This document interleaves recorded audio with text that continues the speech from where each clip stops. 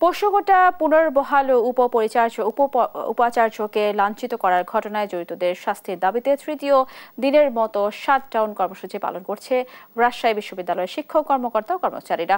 ফলে জরুরি সেবা ছাড়া সব কার্যক্রম বন্ধ রয়েছে। সেখানকার পরিস্থিতি জানাতে সরাসরি যোগ দিচ্ছেন সহকর্মী কাজী শাহেদ। আপনি আমাদের জানাবেন দাবির বিষয়ে কি বলছে আন্দোলনকারীরা, সেই সাথে বিশ্ববিদ্যালয়ের প্রশাসনও কি বলছে। ধন্যবাদ স্নেহা। তৃতীয় দিনের মতো আজকে শিক্ষক কর্মকর্তা কর্মচারীদের যে শাটডাউন কর্মসূচি সেটি চলছে।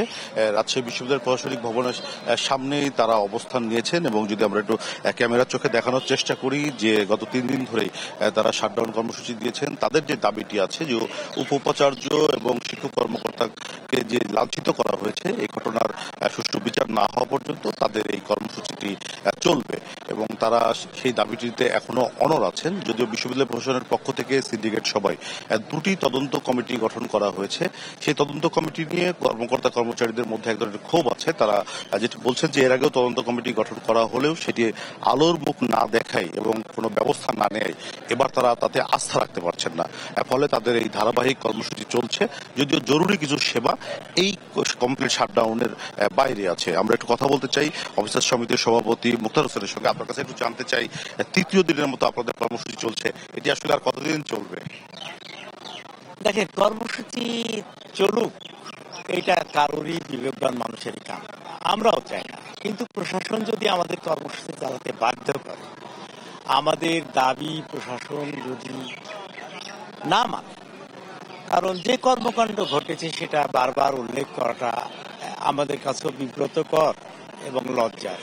ইতিহাসের সবচাইতে বর্বরচিত, সবচাইতে নিকৃষ্ট, সবচাইতে জঘন্য এবং সবচাইতে সন্ত্রাসী কর্মকাণ্ড এবার রাজশাহী বিশ্ববিদ্যালয়ে গত 20 তারিখে ঘটে গেছে। এমনকি সেই কর্মকাণ্ডে আমাদের মাননীয় উপাচার্য সহ 3 জন শিক্ষক, 3 জন কর্মকর্তা শারীরিকভাবে লাঞ্ছিত হয়েছে। আমাদের একজন কর্মকর্তা এখনো হাসপাতালে অসুস্থ অবস্থায় আছে। আমরা চাই সেই সন্ত্রাসী কর্মকাণ্ডে যারা জড়িত তাদের দৃশ্যমান সাজা। আমরা অতীতে গত জানুয়ারি মাসে ওই সন্ত্রাসীদের কর্তৃক 13 ঘন্টা জিম্মি দশায় ছিলাম।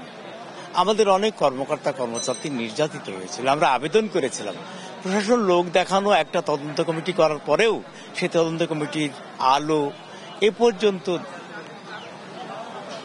আমাদের দৃষ্টিতে আসে নাই, বা সেই তদন্ত কমিটির আলোর মুখ আমরা দেখি নাই। তাই এই সিন্ডিকেটটাকে তদন্ত কমিটি এটা আমরা বা আমাদের সাধারণ কর্মকর্তা জানতে চাই, গতকালকে আমরা রাতের দিকে দেখলাম যে আপনাদের একটি অংশ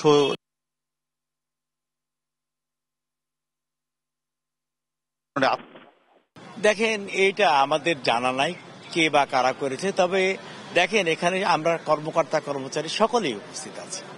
আমাদের কোনো কর্মকর্তা কর্মচারী দল মত নির্বিশেষে সবাই এখানে উপস্থিত।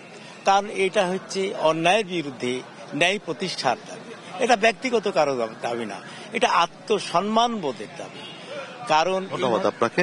আমরা কথা বলছিলাম অফিসার সমিতির সভাপতির সঙ্গে। তিনি যেটি বলছিলেন যে এটি হচ্ছে একটা আত্মসম্মান বোধের যে আন্দোলন সেটি চলছে এবং এখানে যারা আছেন একেবারে পুরো যারা কর্মকর্তা কর্মচারী সব দল মত নির্বিশেষে সবাই উপস্থিত হয়েছেন, এমনটি দাবি তিনি করছেন। যদিও আমরা গতকাল রাতের দিকে দেখেছি যে শিক্ষকদের একটি অংশ এবং কর্মকর্তা কর্মচারীদের একটি অংশ আন্দোলন প্রত্যাহারের ঘোষণা দেন। যদিও আজকে তারা এখানে নেই এবং তাদের সঙ্গে আমরা যখন যোগাযোগের চেষ্টাও করেছি তারা এই বিষয়ে কোনো মন্তব্য করতে চাননি।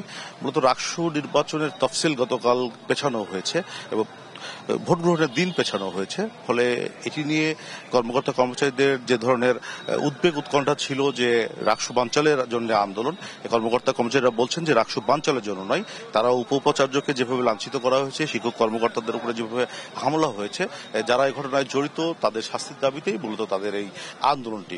এবং যতক্ষণ পর্যন্ত দৃশ্যমান শাস্তি না হচ্ছে তারা এই আন্দোলনটি চালিয়ে যাবেন বলে শিক্ষক কর্মকর্তা কর্মচারী দুপক্ষ থেকেই জানানো হয়েছে।